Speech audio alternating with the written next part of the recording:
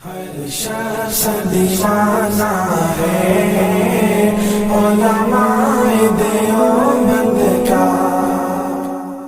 بسم اللہ الرحمن الرحیم۔ باب قول اللہ ونضع الموازین القسط لیوم القیامہ وان اعمال بنی آدم وقولهم یوزن القسطاس والقسطاس العدل بالرومیہ ويقال القسط مصدر المقسط وهو العادل وأما القاسط فهو الجائر۔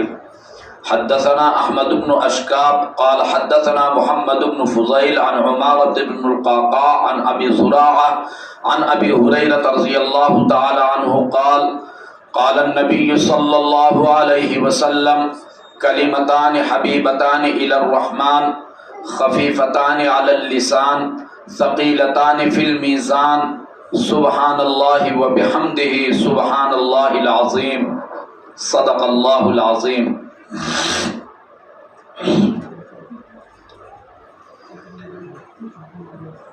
علم ساری رفعتوں کا نقطہ آغاز ہے، علم ساری رفعتوں کا نقطہ آغاز ہے، عرش و کرسی سے بھی آگے علم کی پرواز ہے۔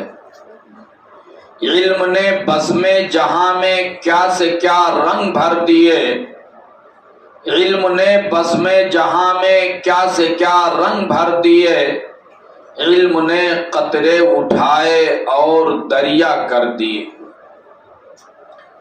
علم نے دنیا کو کیسے قائد و رہبر دیے، علم نے دنیا کو کیسے قائد و رہبر دیے، علم نے قاسم رشید و اشرف و انور دیے۔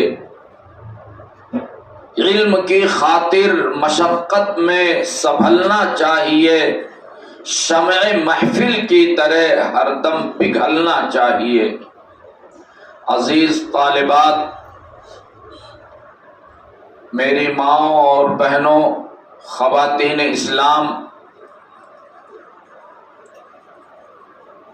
بہت سی محفلیں اور مجلسیں افراد کے اعتبار سے، زیبائش و آرائش کے اعتبار سے بہت بڑی نہیں ہوتی ہیں، لیکن مقصد اور اثر کے اعتبار سے وہ اپنا ایک الگ مقام رکھتی ہیں۔ خاص طور پر جب ان مجلسوں کی نسبت بہت بلند ہو تو اس کی عظمت پر بڑا فرق ہوتا ہے اور اس مجلس کے اندر بھی بڑی رفعت اور بلندی آ جایا کرتی۔ میں ایک مثال دوں، انسان کتنا بھی قیمتی کپڑا پہنے، کتنے بھی عمدہ اور قیمتی قسم کے جوتے پہنے، بہت اعلیٰ قسم کا لباس زیب تن کرے، مگر ان سب کے باوجود ایک مومن کی نظر میں قرآن کریم کے جزدان کی جو حیثیت ہے وہ اس کے خود اپنے قیمتی کپڑوں کی وہ حیثیت نہیں۔ بنیاد صرف یہ ہے کہ ہمارے اور آپ کے جسم کا کپڑا قیمتی ضرور ہے، لیکن جزدان کو جو نسبت حاصل ہے قرآن کریم سے، ہمارے کپڑوں کو وہ نسبت حاصل نہیں۔ آج کی یہ بابرکت مجلس جو اصح الکتب بعد کتاب اللہ کی نسبت پر ہو رہی ہے، اس نسبت میں اس مجلس کے اندر 4 چاند لگا دیے ہیں، اور خاص طور پر علامہ محمد ابن اسماعیل بخاری رحمہ اللہ کی اس کتاب کی وہ آخری حدیث جس کے بارے میں تسلسل کے ساتھ علماء کا یہ قول منقول ہے کہ اس ختم اصح الکتب بعد کتاب اللہ کے بعد دعائیں بھی قبول ہوتی ہیں، لوگوں کی مرادوں کو بھی اللہ رب العزت پوری فرماتا ہے۔ تو اس اعتبار سے بھی ہم اور آپ انتہائی سمجھیے کہ قسمت والے اور نصیبے والے ہیں کہ اللہ رب العزت نے اس مبارک اور بابرکت مجلس میں حاضری کا شرف بخشا۔ اللہ رب العزت ہم سب کی اس حاضری کو قبول فرمائے۔ سب سے پہلے میری وہ طالبات، وہ بچیاں جنہوں نے اس کتاب کی تکمیل کی ہے، انہیں میں تہہ دل سے مبارکباد پیش کرتا ہوں۔ ان کے اساتذہ اور استانیوں کو جنہوں نے بہرحال محنت کی اور انہیں اس مقام تک پہنچایا، ادارے کے ذمہ دار کو، اداروں سے تعلق رکھنے والوں کو دل کی گہرائیوں سے مبارکباد پیش کرتا ہوں کہ اللہ رب العزت ان سب کو اپنے شایان شان اجر جزیل عطا فرمائے۔ بخاری کی جو آخری حدیث پڑھی گئی ہے، سب سے پہلے ہمارے مخاطب وہ طالبات ہیں جنہوں نے اس کتاب کی تکمیل کی ہے، ان کو یہ بتلانا چاہتا ہوں اور انہی کے واسطے سے ہر ایک تک یہ پیغام پہنچانا چاہتا ہوں کہ آقائے نامدار تاجدار بطحہ جناب محمد الرسول اللہ صلی اللہ علیہ وسلم کی یہ حدیث مبارک، کلمتان حبیبتان الی الرحمن خفیفتان علی اللسان ثقیلتان فی المیزان سبحان اللہ و بحمدہ سبحان اللہ العظیم، جو پڑھی گئی ہے، انتہائی بابرکت اور مؤثر حدیث ہے۔ حضرت ابو ہریرہ رضی اللہ تعالیٰ عنہ اس روایت کے راوی ہیں، فرماتے ہیں کہ جناب نبی کریم صلی اللہ علیہ وسلم نے فرمایا کہ دو کلمے ایسے ہیں جو اللہ رب العزت کو انتہائی محبوب ہیں، اللہ کی نظر میں انتہائی پسندیدہ ہیں۔ اللہ کو ان دونوں کلموں کو پڑھنے والوں اور ان دونوں کلموں کی تلاوت کرنے والوں سے حد درجہ محبت ہے، اور خاص بات یہ ہے کہ یہ دونوں کلمے زبان کے اوپر بڑے ہی ہلکے ہیں۔ ہر پڑھا لکھا، ان پڑھ اور جاہل بھی اگر ان دو کلموں کو یاد کرنا چاہے اور یاد کر کے ان کو پڑھنا چاہے تو بڑی آسانی سے انہیں یاد کر سکتا ہے اور پڑھ سکتا ہے۔ اور خصوصیت ان دونوں کلموں کی یہ ہے کہ ثقیلتان فی المیزان، قیامت کے دن جب میزان عمل کے اندر لوگوں کے اعمال کو وزن کیا جائے گا تو یہ دونوں کلمے اس کے نیکیوں کے پلڑے کو جھکا دیں گے اور بڑے وزنی ثابت ہوں گے۔ سب سے آخر میں یہ حدیث ذکر کر کے امام بخاری نے ہم سب کو متنبہ کیا ہے کہ ہم سب کو اپنی آخرت کی فکر کرنی چاہیے۔ فرائض اور واجبات کی ادائیگی کے ساتھ ان دونوں کلموں کو خالی اوقات میں چلتے پھرتے اپنے بستر پر رہتے ہوئے ان دونوں کلمات کا ورد کرنا چاہیے تاکہ ہماری نیکیوں کا پلڑا جھک جائے۔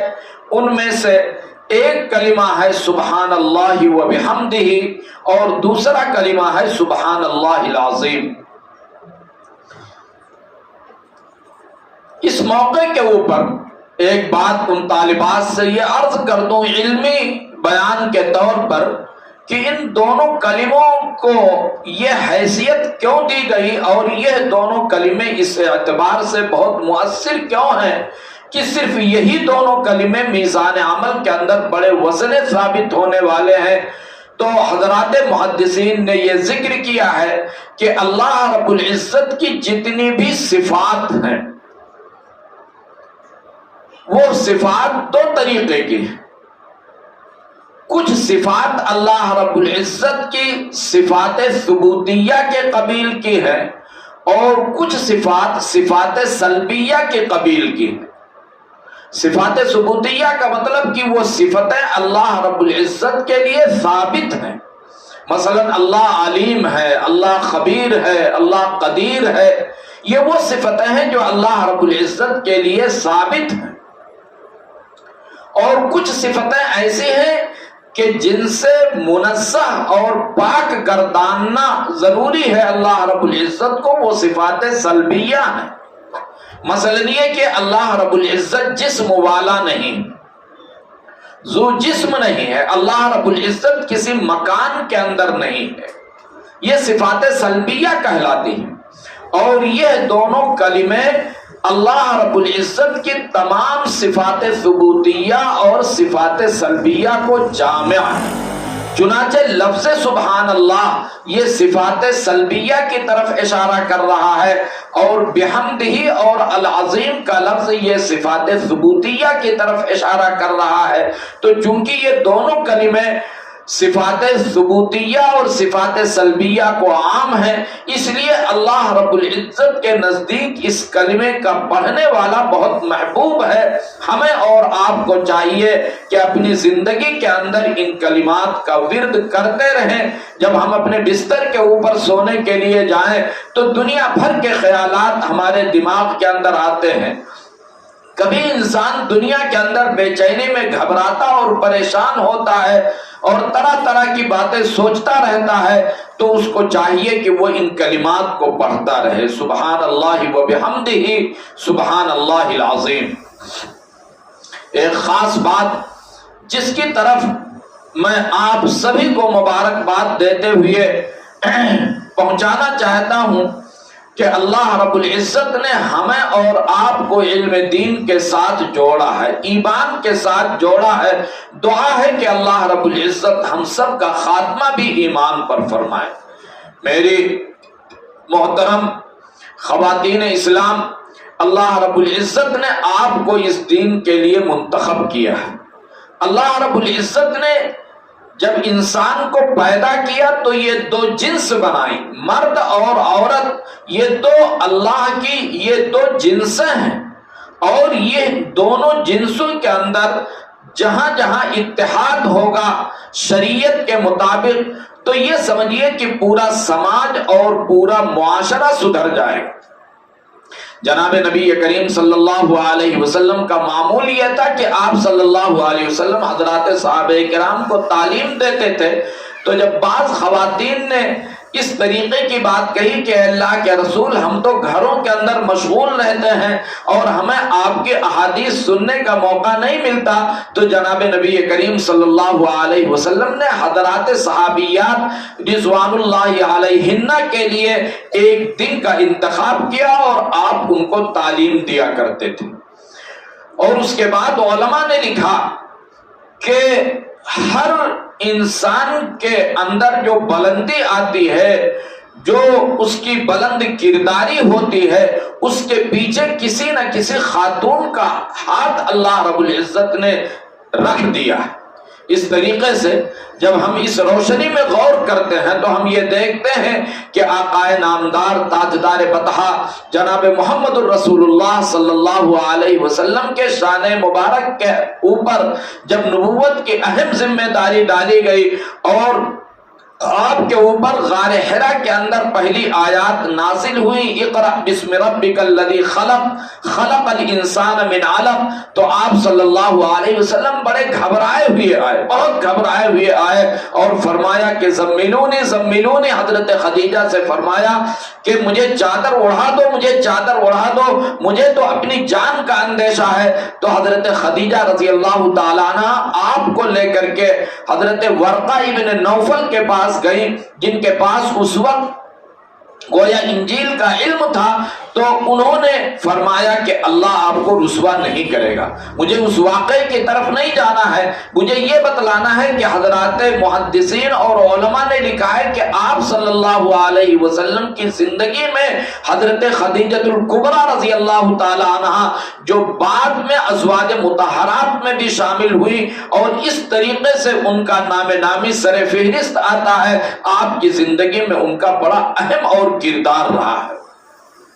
حضرت عمر فاروق رضی اللہ تعالیٰ عنہ مشرف بہ اسلام ہوئے اور ان کی وجہ سے اسلام کو بڑی تقویت ملی. تو اسلام کو جو قوت ملی، علماء نے لکھا کہ اس میں ان کی بہن کا بڑا کردار رہا، جو بہن قرآن کریم پڑھ رہی تھی. اور حضرت عمر فاروق رضی اللہ تعالیٰ عنہ جب قتل کے ارادے سے بہن بہنوئی کے گھر پہنچے تھے تو اس وقت اپنی بہن کے ساتھ جو سلوک کیا، لیکن اس کے باوجود بہن کا کردار ان کی زندگی میں بڑا نمایاں ثابت ہوا. حضرت خواجہ معین الدین چشتی اجمیری رحمہ اللہ کے بارے میں آتا ہے کہ بنگال کے سفر سے جب روانہ ہوئے تو بہت سارے لوگوں نے ان کے ہاتھ کے اوپر جب اسلام قبول کیا تو بہت خوش تھے. حضرت خواجہ معین الدین اجمیری رحمۃ اللہ علیہ بہت خوش تھے. ان کی والدہ نے خوشی کا سبب پوچھا تو فرمایا کہ امی آج مجھے خوشی اس لیے ہے کہ میرے ہاتھ پر بہت سے لوگوں نے اسلام قبول کر لیا ہے. تو فرمایا کہ بیٹا اس میں تمہارا کردار کم ہے، میرا کردار زیادہ ہے.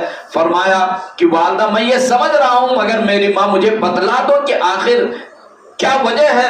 تو فرمایا کہ بیٹا تمہیں معلوم نہیں، میں نے کبھی تمہیں بے وضو دودھ نہیں پلایا ہے. جب بھی میں تمہیں دودھ پلانے کا ارادہ کرتی تھی تو میں پہلے باوضو ہوتی تھی اور پھر اس کے بعد میں آپ کو دودھ پلایا کرتی تھی. تو خلاصہ یہ ہے، وقت بہت کم ہے اور مجھے اور بھی آگے جانا ہے.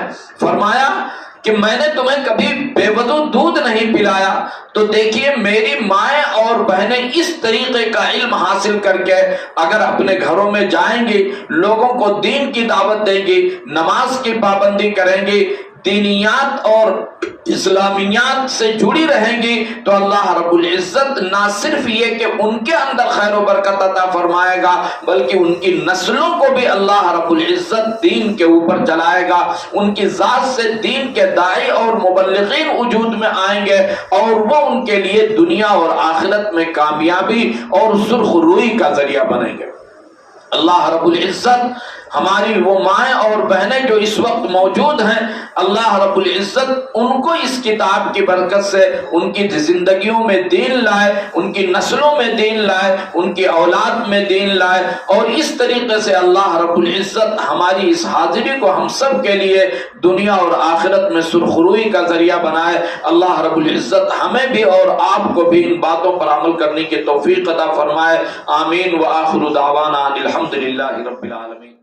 شخص دیوانہ ہے علماء دیوبند کا، ہر شخص دیوانہ ہے علماء دیوبند